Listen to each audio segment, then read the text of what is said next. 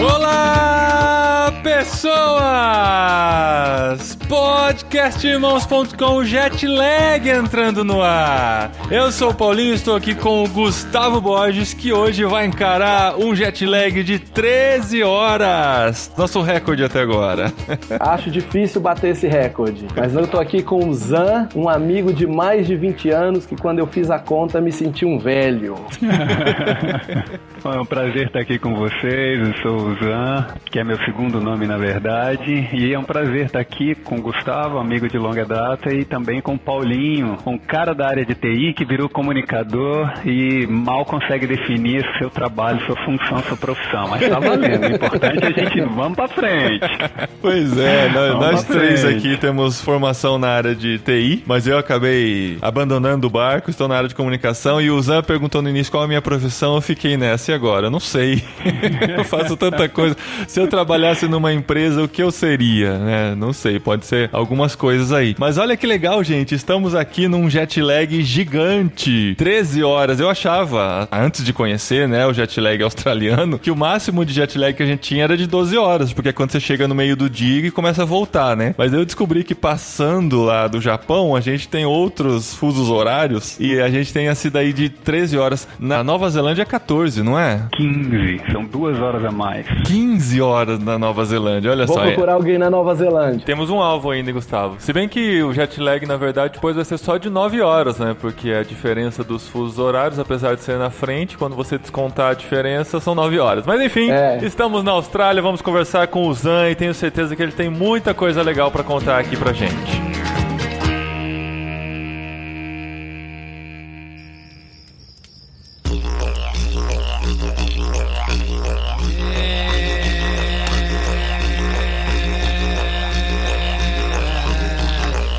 Muito bem, gente, nós vamos aqui conversar com o Zan dentro da nossa proposta do jet lag, que é de conversar com profissionais cristãos ao redor do mundo e como eles se descobriram em sua vocação e em suas profissões estão servindo a Deus. No último programa a gente conversou com o Ari, que está no Canadá, foi um podcast em inglês, e uma coisa que ficou em aberto, Gustavo, é que a gente falou sobre tent makers, só que a gente falou pela primeira vez sobre tent makers em inglês. Aí ficou aquela sensação de que quem ouviu só o podcast em inglês não sabe o que é ser tent maker. Mas se a pessoa ouviu em inglês e veio para esse aqui para reafirmar os conceitos, a gente explica que tent maker é a pessoa que entende que está numa missão, mas tem o seu trabalho como estratégia e como forma de sustento para estar num país diferente. É isso aí. E é sobre isso que a gente tem falado aqui na nossa série Jet Lag, e hoje com o Zan lá da Austrália. Zan, parando na Austrália, cara, se tem um país assim que eu sonho conhecer, é a Austrália. E parece que é um sonho tão distante, assim, literalmente distante, né? Porque é muito longe mesmo. Muitas horas de viagem, muitos quilômetros de distância. Mas o que fez você parar aí do outro lado do mundo, se a gente pensar no nosso ponto de referência aqui no Brasil? Como muitas pessoas, eu queria ter uma experiência diferente. Eu sempre tive vontade de ter uma experiência fora do Brasil. Para ser bem honesto, eu nunca tive vontade de viver fora do Brasil por muito tempo. Mas eu sempre tive vontade de ter uma experiência fora, de conhecer uma cultura diferente, saber como é que é viver lá fora, morar lá fora, experienciar uma cultura diferente daquilo que a gente conhece. E obviamente, na América do Sul, a grande maioria ou pensa Europa ou pensa América, Estados Unidos. Uhum. E a Austrália, na verdade, ela passou a ser uma opção quando eu decidi que realmente estava na hora de definitivamente tomar um rumo diferente na vida sob o ponto de vista de língua. Sempre quis aprender de verdade o inglês. Uhum. Quem trabalha na área de informática sabe que as melhores referências, os melhores livros, as melhores fontes de informação estão em inglês. Então, a linguagem técnica não é difícil de você entender, mas quando você sai da parte técnica também, você fica completamente perdido. E eu tive oportunidade de conversar com pessoas tecnicamente, e a conversa técnica foi interessante. Mas quando a pessoa faz qualquer pergunta fora da área técnica, você se sente um peixe fora da água. A gente lembra do podcast do Mário, né? A hora que ele foi falar do evangelho, não dava pra conversar mais em inglês, porque era uma coisa que precisava falar na língua da pessoa, em francês, e aí foi o desafio do idioma, do vocabulário. Quando você sai da sua profissão, o seu idioma diminui bastante, né?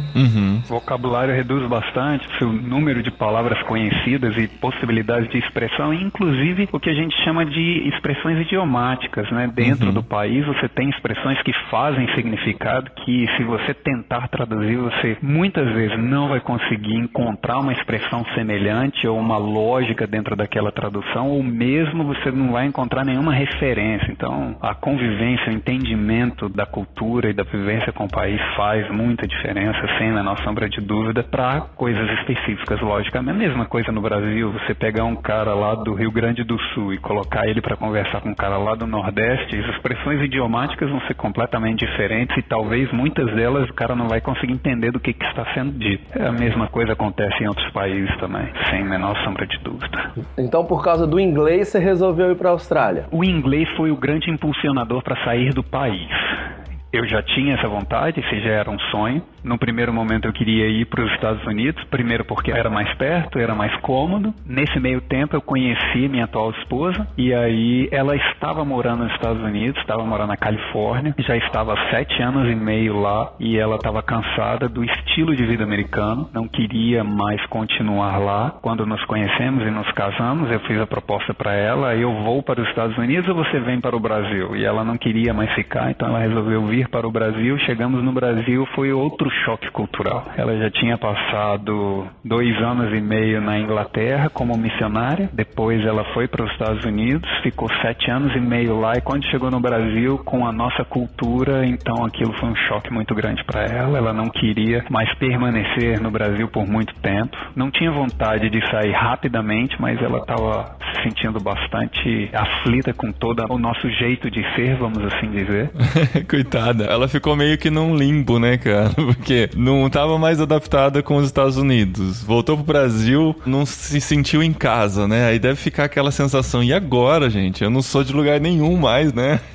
Para ela foi um choque bem interessante pelo seguinte: ela passou 2 anos e meio na Inglaterra, então ela aprendeu e viveu o estilo inglês durante 2 anos e meio. Aí depois ela voltou pro Brasil, ficou 6 meses mais ou menos, e aí foi para Califórnia, e aí ficou 7 anos e meio lá. O grande problema, muitas pessoas assim o consideram, é que o ritmo de vida e o estilo de vida e o estilo de trabalho é alucinante, né? E ela viveu isso na pele durante muito tempo. Se cansou daquilo. Falou: não, cara, não dá. O pessoal aqui é louco, vive pra trabalhar, tudo é dinheiro. Obviamente não são todos assim, a gente sabe, fala generalizando, mas enfim, não queria mais aquilo, por isso ela resolveu vir para o Brasil, mas ela saiu de um país estruturado, onde as coisas funcionam, onde você tem opção, para vir para a realidade do Brasil, que estava passando por uma situação bem complicada, e o estilo brasileiro também de lidar com as coisas, o jeitinho e a forma menos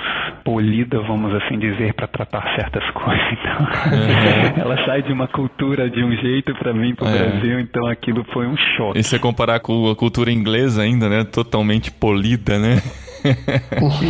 E aí, bom, vamos para onde? Estados Unidos não é uma opção, Inglaterra não era uma opção por conta do custo. Outros países europeus também, em função do custo, e uma coisa que pra gente era um problema sério, pra ela e pra mim também: eu não gosto de frio, de jeito nenhum.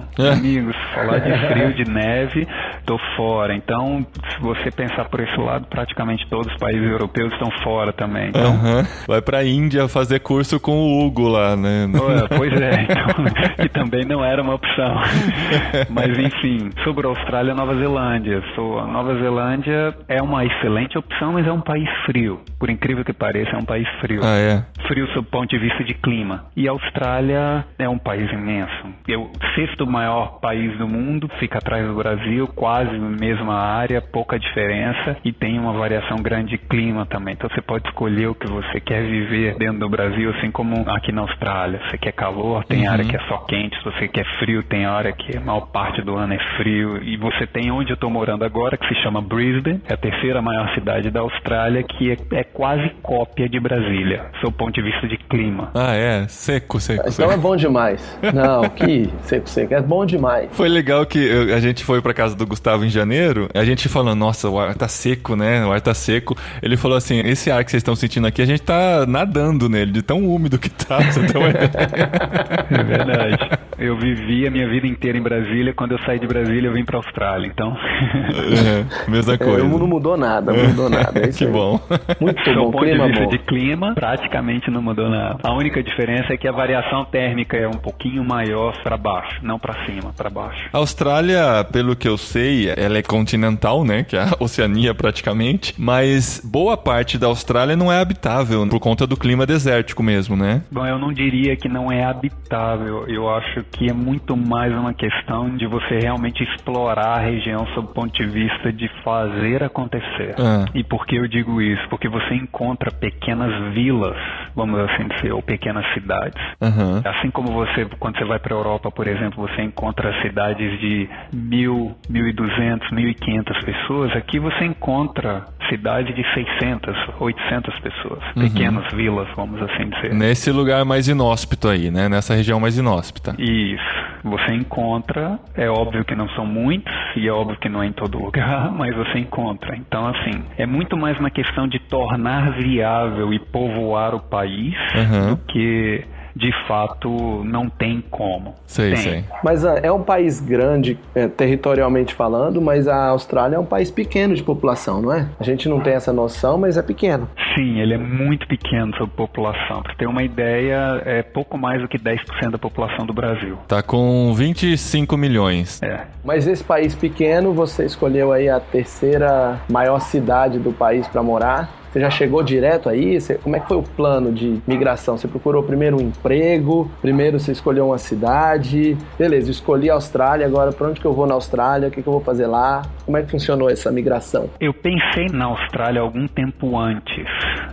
Em 2003, mais ou menos, eu estava trabalhando na Caixa Econômica pela Polytech, uma empresa de tecnologia, prestando serviço lá, desenvolvimento de software lá, e eu trabalhava com uma ferramenta que tinha uma demanda alta aqui na Austrália. Foi a primeira vez que a Austrália apareceu como uma opção. Eu recebi uma proposta para vir para a Austrália com tudo pago, para ter meu visto, para ter um trabalho com tudo pago apenas para trabalhar aqui com essa ferramenta. E na época não aceitei porque eu ainda sou, mas não tanto quanto antes, muito apegado à família. Então eu não consegui largar minha família, meus irmãos, meus pais, meus amigos mais próximos, minha igreja. Então tudo isso era muito forte na minha vida, me segurava literalmente. Então naquele momento eu não aceitei, mas aquilo ficou na cabeça. E já eu tinha ouvido falar muito da beleza natural da Austrália, muitos lugares muito bonitos. Eu gosto muito de natureza, amo acampar, amo a natureza. Então tinha ouvido falar muito disso. E tinha um amigo que veio para cá. Ele é um amigo de infância também. Nós crescemos juntos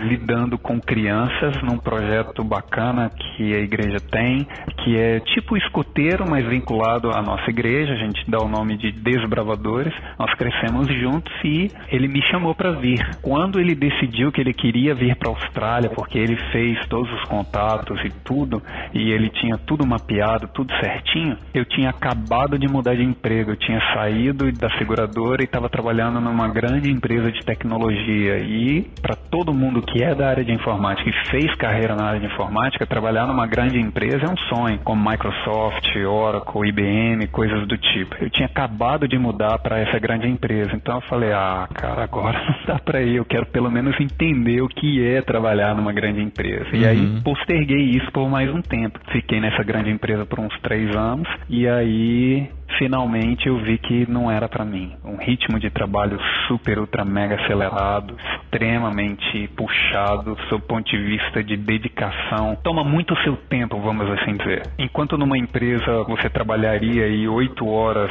e você produz aquilo que você tem que produzir, ou talvez você pague um pouco mais de hora extra, lá eu estava trabalhando 11, 12 horas por dia e se você permitir, eles ainda te puxam mais. Então, não, isso não é para mim. Não estou tendo tempo para mim, para minha família, isso não é temperante, não está de acordo com os meus princípios, então eu preciso dar um tempo. Arrumei um jeito de me desligarem da empresa, entrei em contato com esse meu amigo e falei, e aí, como é que tá aí? Tá bacana, tá tudo certo, vem. E resolvi que eu ia. E foi uma experiência muito interessante todo esse processo de começar a preparar as coisas para vir para a Austrália. Então você já tinha esse emprego, essa proposta Não. de emprego, essa possibilidade, nada. O seu amigo só falou, vem que tem, vem que você se vira. É, porque na verdade o que acontece é assim, o mercado australiano ele é um mercado bem curioso e muito, muito, muito diferente de tudo aquilo que eu já tinha visto. Pra você ter uma ideia, até os antivírus daqui são totalmente diferentes de tudo aquilo que eu já tinha visto em qualquer outro lugar. Você diz o software de antivírus ou o Corona antivírus? Não. O software de antivírus. O coronavírus nem chegou lá, de tão diferente que é na Austrália. O antivírus lá já resolveu antes. Qual o software de antivírus mais famoso que tem no Brasil? McAfee? Se eu não estou errado, continua sendo esse aí, o McAfee. Aqui, só pra você ter uma ideia, 90% nunca nem ouviu falar, não sabe nem que existe isso aí. Só pra vocês terem uma ideia de como assim é realmente diferente. É longe, né? É longe, é fácil. Até o vírus chegar, né? Ele sofre mutação no caminho. Tem que desenvolver seus próprios softwares. Enquanto no Brasil você tem um índice de informalidade altíssimo, esse tipo de coisa não acontece na Austrália. A Austrália ela é extremamente rigorosa e bastante rígida com as regras e normas. Por exemplo, se você pensar na informalidade e você se mover para fazer alguma coisa, no segundo dia já vai aparecer alguém e já vai te cobrar documento e já vai te cobrar autorização para você fazer o que você está fazendo. Nossa. Você não tem tempo para desenvolver isso. Então, a informalidade praticamente não existe na Austrália. E dentro desse conceito, o australiano ele é muito certinho na grande maioria das coisas. Então, por exemplo, não é impossível, mas é muito difícil você encontrar um australiano de verdade, não um estrangeiro que tem permissão para trabalhar aqui, mas um australiano mesmo que vai te permitir trabalhar sem um visto, sem uma autorização, ou vai te pagar por fora. Então o pessoal que tava aí de olho na Austrália, melhor mudar os planos.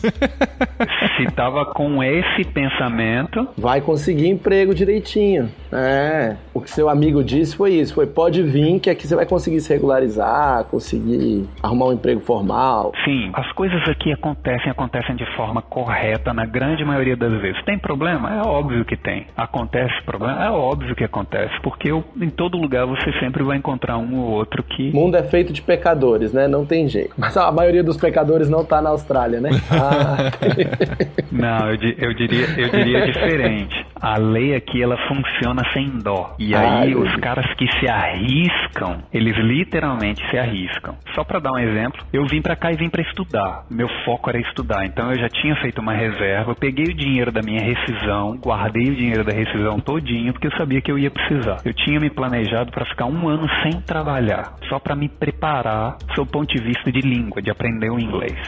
Então, eu vim pra estudar. Então, eu fiz a minha matrícula numa escola de inglês para eu estudar inglês propriamente dito. Então, quando eu vim para a Austrália, eu já sabia o que eu queria. Eu queria estudar inglês, eu queria aprender o inglês. Essa era, do ponto de vista profissional, a primeira meta. Ter uma oportunidade de trabalho seria um bônus, mas aprender propriamente o inglês, esse sim, era o principal objetivo profissional. E aí, me matriculei numa escola de inglês e tiramos um visto de 3 meses.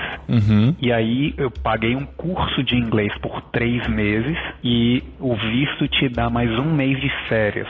Então, eu podia ficar aqui na Austrália entre 4 meses e meio a 5 meses, mais ou menos. Os períodos não são exatamente bem fechadinhos, então eles te dão uma folga aí de um pouquinho mais, tá? Então eu paguei por quê? Porque a minha estratégia era a seguinte: eu tô indo para essa cidade onde eu tenho um amigo lá, ele vai me dar um suporte, sob o ponto de vista de conseguir me organizar, e a partir de então a gente vai ter a experiência da cidade. Se a gente gostar, a gente fica, se não gostar, a gente muda. Eu já sabia que Brisbane, onde eu estou, é uma cidade um pouco mais pacata, um pouco mais tranquila. Eu já sabia que Sydney é uma cidade muito mais movimentada, ao estilo de São Paulo, e eu já sabia que Melbourne é a grande capital da tecnologia, vamos assim dizer. Se você é da área de tecnologia e você quer arrumar alguma coisa rápido, você vai para Melbourne. Então eu vim para Brisbane, vamos experimentar, vamos ver como é, e aí a gente vê o que vai fazer. E resolvi que Brisbane, sob o ponto de vista de qualidade de vida, de clima, de opções, não tem igual. Então resolvi que era Brisbane mesmo e vamos ficar por aqui. É bonita, eu tô vendo as fotos da cidade aqui, muito bonita. Sim, é uma cidade muito bacana, é a terceira maior cidade, tem algo em torno de 3 milhões a 3 milhões e meio de habitantes. Tamanho de Brasília. Sob o ponto de vista de população, talvez um pouquinho maior do que o Distrito Federal, mas sob o ponto de vista de cidade, em termos de casas, de bairros, de locais assim, é muito grande, cara. É muito grande, muito maior do que o Distrito Federal. Uma curiosidade sobre a Austrália é que a capital é Canberra, né? Não é Sydney, não é Melbourne, não é Adelaide, que são as cidades mais conhecidas, é Canberra, que é a 8ª cidade em tamanho, né? De população. E Canberra tem uma história mais ou menos parecida com Brasília. Ela foi criada para ser um centro burocrático, vamos assim dizer. As coisas do governo funcionam lá, mas não é o motor econômico, não é o motor nem de decisões, vamos assim dizer, não é o motor de decisões, mas é o centro burocrático da Austrália. Igual aqui mesmo. Nem as decisões tomam aqui.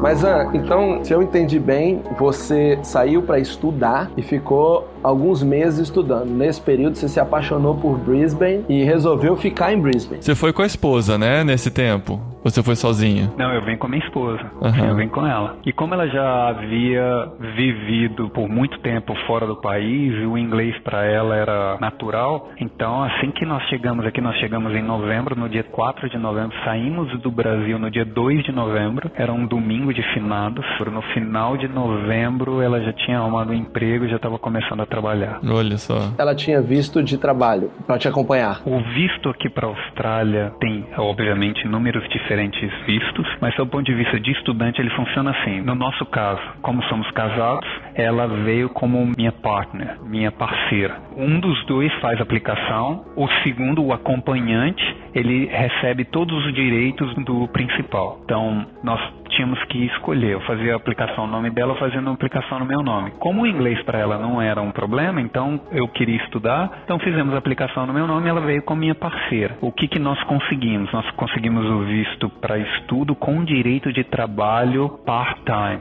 Entendi. Que você pode trabalhar 20 horas por semana. Então eu tinha o direito de trabalhar 20 horas, ela tinha o direito de trabalhar 20 horas. Como eu disse, tudo que é permitido para um vale para o outro. Entendi. Então, aí vocês chegaram e ela começou a trabalhar rapidamente, já tudo legalizado, como deve ser aí na Austrália, tudo certinho. Como deve ser aqui na Austrália, tudo certinho. É isso aí. E você começou a trabalhar também? Não? Ficou focado no estudo aí pelo menos 3 meses? Focado no estudo. Eu fiquei estudando. Eu fui começar a trabalhar em outubro do ano seguinte. Nós chegamos em novembro. Em outubro do ano seguinte foi quando eu comecei a trabalhar. Mas daí como é que fez com o visto? Se você tinha o visto de 3 para 4, 5 meses, que era o tempo que você podia passar aí, como é que você fez para permanecer aí mais tempo? Aí nós renovamos o visto. Sem sair do país? Você pode fazer isso dentro do país sem nenhuma dificuldade. Aliás, é muito fácil de fazer. Então, obviamente, com toda a documentação, toda adequada, é bem fácil de fazer. Não só nesse, em vários aspectos, mas nesse é um deles que se destacam bem. A Austrália é muito organizada nesse aspecto. Tudo tem informação clara. Então, se você quiser, você vai lá, você vê quais são os documentos, você prepara e você faz o que você tem que fazer. E você funciona. não precisa de advogado, você não precisa de um intermediário para fazer as coisas. Não é todo mundo que faz, não é todo mundo que se dá o trabalho de fazer, mas sim, você pode fazer. Então, você pode fazer sua renovação. Eu fiz 2 renovações. Eu apliquei o visto, renovei uma vez e renovei a segunda vez. E agora, finalmente, aplicamos para um visto de residente permanente, que é semelhante ao Green Card americano. Mas tá no processo ainda ou já saiu? Tá no processo. Então, vocês estão aí há quanto tempo agora? 4 anos. Vai este ano completar 5 anos que a gente tá aqui. Que legal. Mas aí, então, vamos entrar no tema Tent Maker, né? Porque, a princípio, você foi tentando aprimorar seu inglês e ter uma experiência internacional e tal, descobriu a Austrália, acabou parando aí, conseguiu um emprego, tá aí na sua vida. O seu contato com o evangelho foi bem antes disso, né? Eu venho de uma família cristã, minha mãe já é a terceira geração dentro do mesmo segmento. Meu pai, ele entrou para essa denominação que eu pertenço quando ele tinha por volta dos seus 20, 22 anos. Então eu cresci já num lar cristão, desde que eu me entendo por gente. Essa é a realidade que eu vivo, então eu nunca conheci uma realidade diferente sob o ponto de vista de viver uma realidade diferente. E a sua esposa, você disse que tinha ido fazer missões na Inglaterra, né? Então, de alguma forma, vocês tinham isso no coração. Quando vocês pensaram em Austrália, em algum momento vocês pensaram que, além do foco profissional, podia ter um foco missionário nessa viagem, ou vocês foram descobrindo isso no meio do processo ou quando estavam aí? Ouvindo o podcast, é muito interessante você ver como que é a perspectiva de outras pessoas sobre esse aspecto. E, na minha perspectiva, eu não vou pintar de colorido não, tá? Uhum. Eu não sei como é que você vai resolver isso depois, mas eu não vou pintar isso de colorido não. A minha perspectiva é assim, cara. Eu nasci num lar cristão, então nós aprendemos, até mesmo por conta da denominação e da forma como a gente aprende tudo, o testemunhar, o você pregar o evangelho, você espalhar o evangelho, você falar de Cristo, isso é algo que tem que ser o seu dia a dia, tem que ser a sua vida, tem que ser o seu natural. Quando a gente olha assim, eu queria ser um missionário, eu queria ir para não sei aonde, é uma ideia muito interessante, uma ideia bacana. Eu já tive essa ideia, já pensei sobre isso, já tive essa vontade quando eu era jovem, vamos assim dizer. Não me considero um velho, mas não me considero mais tão jovem como muitos. Eu sei como é que é. Depois que faz 40, fica nessa luta aí. Essa crise, né? E agora? Eu sou jovem, sou velho. Meus pais nessa época já eram velhos, né? Será que eu sou também? Essa crise você só vai resolver com 60, que aí é velho mesmo e não tem jeito.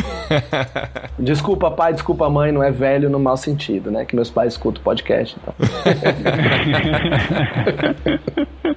Experiente. Sim, experiência faz muita diferença. Eu diria que lá para os meus 18, 20, 22 anos, eu tinha muita vontade de ir, de viajar, de ir para outros lugares e de viver essa experiência. Depois de um tempo, e amadurecendo também na questão da fé e de você entender de que jeito você prega o evangelho, você desempenha a sua parte no processo de pregar o evangelho, de espalhar a mensagem, eu não tinha mais esse sonho de ser um missionário no real sentido, como vocês falam, missionário tradicional, de você ser custeado para você ir para um outro país e você viver disso, de pregar o evangelho, de fazer. Não, esse já não era mais aquele sonho. Tinha vontade de vivenciar uma cultura diferente, mas não exatamente dessa forma. Eu sempre tive vontade mais de ser o cara que trabalha nos bastidores. Quero fazer a coisa acontecer, mas eu quero proporcionar isso de forma sem que eu tenha necessariamente que estar ali colocando minha cara a tapa. Não que eu tenha vergonha, eu tenha qualquer preconceito com relação a isso, muito pelo contrário. Eu sempre fui muito ativo na igreja, sempre participei de muitas coisas e mesmo aqui, quando eu cheguei na Austrália, frequentando a minha igreja aqui, mesmo sem saber me comunicar corretamente ou me expressar adequadamente ou ter um vocabulário rico, eu participava das reuniões, eu participava dos eventos da igreja, inclusive era professor da escola bíblica. Então, mesmo sem dominar a língua, eu estava ali, eu estava participando, estava falando, estava contribuindo da forma como eu dava conta,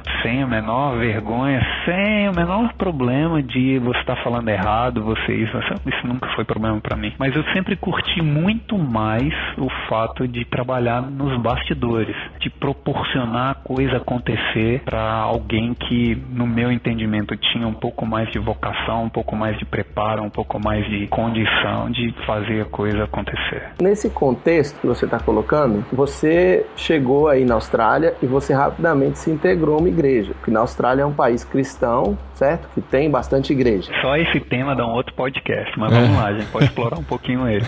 Não, mas eu vou resumindo. Porque tem gente que a gente conversa aqui no Jetlag que não tem igreja onde ele tá. Ele não consegue achar. ou as que tem são poucas. Muitos acabam mudando até de denominação por não encontrar sua própria denominação no país. Mas aí você encontrou, começou a trabalhar da mesma forma que você trabalhava aqui, apoiando a igreja local. Como funciona a igreja, não uma ou outra denominação, mas aí na Austrália? As igrejas são grandes, são pequenas, são bem vistas, mal vistas, são bem aceitas? Não? O povo é mesmo cristão ou o povo é cristão mais ou menos? Como que funciona a igreja aí? Tentar resumir esse tema é bem complicado porque, assim, ele precisa de bastante contextualização. Mas eu vou dizer para você assim, ó, se você que estiver escutando o podcast, depois tiver curiosidade de abrir um mapa e dar uma olhada de Brasília lá, você vai ver Brasília no formato de avião, e no centro do avião tem lá o que a gente chama do centro comercial, o centro nervoso de Brasília, que é a parte ali do setor comercial, conjunto nacional, setor bancário norte, sul, aquela parte ali. Você imaginar Brisbane como uma parte daquilo ali, eu diria que o centro de Brisbane mesmo, ele seria mais ou menos o equivalente ao setor comercial sul ali de Brasília, tá? Ele não é grande, ele é pequeno, relativamente pequeno, mas é incrivelmente cheio de igrejas. É uma coisa impressionante. Mas é tipo uma região separada para as igrejas? Ou não? Foi só uma coincidência mesmo? Não é coincidência também. Existe uma tradição muito forte religiosa, mas não existe a prática religiosa. Entendi. Isso é outra coisa bem curiosa aqui também. Então você tem um número absurdo de igrejas, é uma coisa literalmente absurda. Você tem uma ideia, eu diria que alguma coisa do tipo, em 3 quarteirões você chega a ter 10 igrejas. De denominações diferentes? Sim. Você encontra de tudo um pouco. A grande maioria é católica, sem dúvida, mas você encontra de tudo um pouco. Mas por que você acha que é o motivo de não ser uma coincidência? O que faz atrair todas as igrejas para essa região? Eu diria que tem muito a ver com o início do desenvolvimento da cidade em si, mas eu diria que tem a ver também com a questão do dinheiro, da imponência, de você mostrar, de você exibir o poder ou a condição que aquela denominação ou que aquela igreja propriamente tem de construir algo do tipo. Uau. Obviamente isso não acontece mais agora, mas quando você vê o tamanho e o número de igrejas,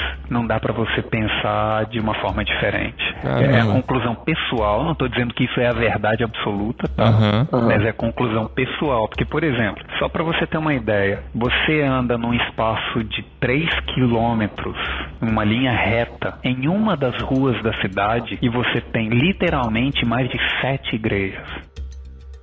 Pelo menos 4 delas são gigantescas. Uau! E essas igrejas funcionam assim? Elas estão cheias de gente mesmo? Você vê fim de semana... Não, elas têm culto, têm as suas programações. E se você conseguir ver a igreja com pelo menos metade da igreja cheia. Muito difícil, muito difícil. Contextualizando, a Austrália é um país que vem de uma cultura muito religiosa. A Austrália, como vocês sabem, foi colonizada pelos ingleses. Tem uma cultura muito forte inglesa aqui, de religiões inglesas, anglicanas e católicas, e muitas outras também. Tem muita gente que se diz religioso, mas é um país extremamente secular. Ninguém tá nem aí pra nada. Assim, só para deixar claro, por ter nascido e ter vivido a minha vida inteira dentro de uma religião ou alguma coisa nessa linha, vamos assim dizer, honestamente não me sinto à vontade de ficar criticando quem não se identifica com isso, mas infelizmente é de fato o que acontece. O australiano, de um modo geral, ele não sente a necessidade de Deus, ele não precisa de Deus, ele não quer falar sobre isso, ele não gosta de falar sobre religião, principalmente com estrangeiro. E nessa realidade aí, como é que você se encaixa nessa necessidade estando num país com essa característica? Eu vou dizer que na minha cabeça isso foi muito fácil, muito simples. Eu diria que em primeiro lugar, talvez pela maturidade, em segundo lugar pela experiência. Eu trabalho e ajudo, ensino na igreja desde que eu me entendo por gente também, então você aprende muitas vezes por exemplos, muitas vezes por leitura, muitas vezes por bater cabeça, muitas vezes por tentativa e acerto e muitas vezes por instrução, aprendendo com pessoas que já passaram, que já desenvolveram metodologias. Mas eu vou te dar uma dica, por exemplo. Eu vim como estudante, e como estudante, você trabalhando só 20 horas por semana, não é fácil de você morar sozinho, principalmente morando na cidade, no centro da cidade, vamos assim dizer, que é onde ficam a maioria das escolas de inglês. 95% das escolas de inglês ficam no centro da cidade. Então, se você morar distante, você vai ter dois custos: o deslocamento mais o custo da sua moradia. Se você mora na cidade, você não tem um custo de deslocamento, que pode ser significativo. Mas na cidade o custo é mais caro. Então, normalmente o que a gente faz, o que a maioria dos estudantes fazem, eles dividem o apartamento, a casa ou o lugar onde eles estão morando. Isso era a nossa realidade. Nós alugamos um apartamento. Eu morava com esse meu amigo. Esse meu amigo tinha um apartamento de 2 quartos. Tinha no sentido de ele alugava um apartamento de 2 quartos. Ele ficava num quarto, nós ficávamos no outro quarto, e o resto da casa era área comum. Então, cozinha, sala, tudo é área comum. Você tem que dividir o espaço, tem que ter uma boa convivência. E ele resolveu que o tempo dele na Austrália tinha chegado ao fim. Então ele voltou pro Brasil. Então nós alugamos o quarto dele e não queríamos brasileiros.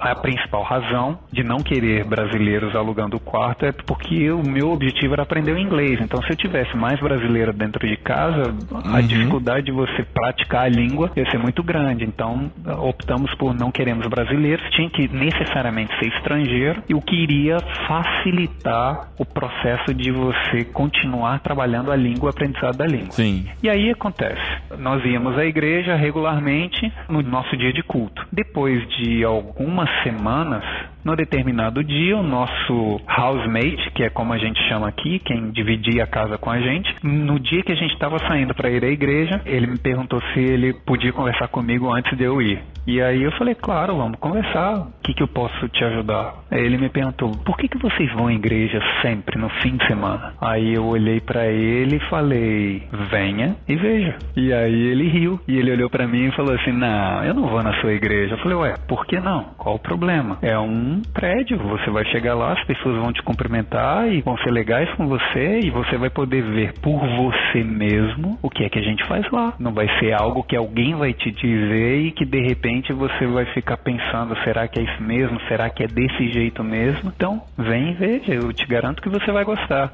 E aí ele falou assim, não, eu não gosto de igreja, eu não quero ir à igreja, eu não acredito em Deus.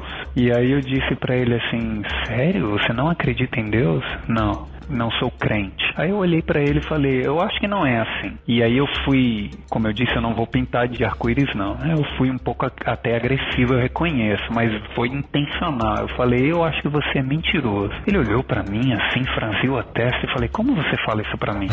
Eu falei, desculpa, eu não quis te ofender, mas se você parar pra pensar, não é bem assim. Aí ele olhou pra mim e falou, como assim? O que você quer dizer com isso? Eu falei, deixa eu tentar contextualizar pra você. Olha só, você disse que você não é crente, que você não acredita em Deus, que você não é crente. Mas deixa eu te fazer uma pergunta. Como você acha que o mundo passou a existir? Eu queria utilizar a palavra acredita pra mostrar pra ele que ele é crente. Quando você acredita, você crê em alguma coisa. Então você é crente. Eu já não queria utilizar essa palavra pra não dar a deixa. Aí eu perguntei pra ele, como você acha que o mundo veio a existir? Ele disse pra mim assim, a evolução, Big Bang, lógico. Aí eu falei, ok. Então deixa eu te fazer uma pergunta. Você acha que quando você olha para uma teoria que diz que todas as coisas encolheram e a partir de um determinado momento, numa explosão, as coisas se alinharam de tal forma a produzir uma conjunção de fatores onde tudo necessariamente tinha que dar certo para a gente chegar onde a gente chegou após milhões e milhões de anos, onde as coisas necessariamente se alinharam para isso acontecer, você não acha que a sua fé é maior do que a minha? Porque, meu amigo, eu vou dizer pra você, pra mim, eu acho que é muito simples acreditar que um Deus tem um poder suficiente pra criar alguma coisa e pra manter aquilo caminhando do jeito certo, de uma forma inteligente desenhada para aquilo. Agora, você dizer para mim que o acaso foi capaz de colocar todas as coisas alinhadas para que necessariamente a gente chegasse onde a gente chegou, eu acho que sua fé é maior que a minha. É muita crença. Aí ele falou para mim assim, nunca tinha parado para pensar sobre esse aspecto. Aí eu falei, tá vendo como você crê mais do que eu? Você é crente? Aí ele olhou para mim assim e falou, é verdade, eu nunca tinha pensado sobre isso. E aí eu virei para ele e falei, bom, mais uma vez eu faço convite para você, venha e veja. Ele foi? Tá todo mundo querendo saber isso. Ele foi? Não, ele não veio. Ele não veio, mas despertou interesse e eu tive a oportunidade de conversar com ele muitas outras vezes a respeito de questões religiosas, de fazer perguntas e de colocar na mente dele dúvidas a respeito daquilo que ele sempre aceitou como verdade absoluta e dizer para ele que existe uma outra alternativa que é mais lógica e mais simples do que aquilo que ele pensa.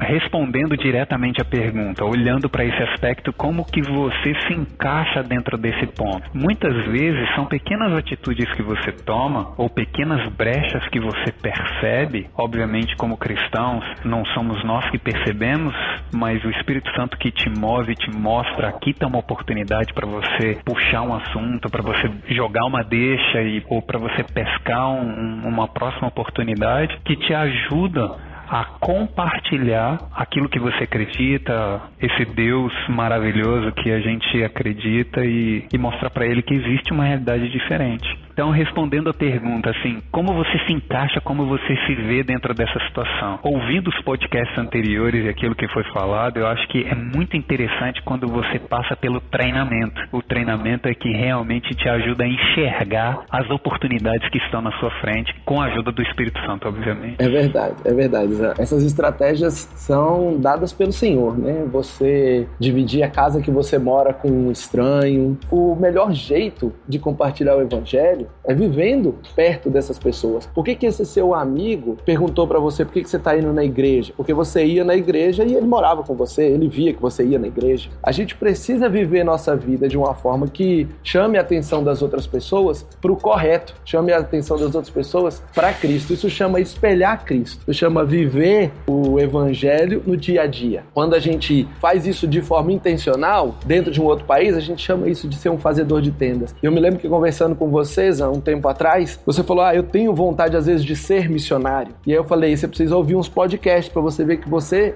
já é um missionário, porque você já tem a intencionalidade como cristão, que vive a vida toda como um cristão, que aprendeu desde cedo a ser um evangelista de modo natural, você já é um missionário. Você já teve o seu preparo lá na escola bíblica da sua igreja. A questão toda é quando você faz um treinamento e passa a fazer isso usando ferramentas corretas, de forma mais intencional e mais intensa. Então os treinamentos são muito bons por isso. Nesses tempos de pandemia e de quarentena, a gente desenvolveu um treinamento online e a gente está começando, mas a gente vai passar a ter esse treinamento regularmente, que é um treinamento online de 4 horas, é uma introdução ao tema de fazedores de tenda, que a gente está chamando de Go Experience, e a gente já está desenvolvendo, para você, Zan, vai funcionar fácil, vai ser em inglês, a Tente Internacional está desenvolvendo o nosso curso Go Equipped de forma totalmente online. A gente ainda tem vontade de seguir tendo o curso presencial, porque a gente consegue ter mais interação e consegue falar algumas coisas que pela internet a gente ainda tem receios de falar, mas a gente já tem as primeiras 6 horas de curso já gravadas, a gente já fez um teste, funcionou bem, e a gente já está trabalhando para gravar as próximas 6 horas. É um total de 60 horas, então vai levar um tempo, o curso está todo disponível. Mas o curso está sendo feito em módulos, e logo logo a gente vai divulgar aí o curso Go Equipped Online em inglês e o Go Experience em português. Já a partir de abril a gente começa a primeira turma, depois a gente vai ter de novo outra turma começando em maio, outra turma começando em junho. Basta você ficar atento aí nas redes sociais que a gente está divulgando, porque esse treinamento é essencial para tirar você da sensação de eu não dou conta, eu não sou capaz, ou eu não posso, porque eu não fiz seminário teológico de 5 anos, para eu posso. Evidentemente, o seminário teológico é importante. Se você quer ser um pastor, se você quer liderar um rebanho gigante, você precisa se preparar mais. Mas para você fazer o que você fez com a pessoa que mora com você, com a pessoa que trabalha com você, que estuda com você, Aí você não precisa de tanto tempo de preparo, fora o tempo de preparo normal que você tem na sua igreja, todos os fins de semana, toda semana, o discipulado você faz com o seu pastor, etc. Então a gente está preparando esse cenário e eu gostei muito de poder conversar com você, ver que Deus te mandou para a Austrália, você tinha um interesse, mas ele já tem feito a obra dele por meio da sua vida, da vida da sua esposa, aí na Austrália, e eu tenho certeza que enquanto você estiver aí, não sei se Deus vai te deixar aí por muito tempo, mas enquanto você estiver aí, você vai estar sendo usado pelo Senhor para levar o evangelho para esse povo que teoricamente é cristão, um país cheio de igrejas gigantes, mas que na prática está longe do cristianismo e é até vergonhoso você compartilhar da sua fé com outras pessoas, né?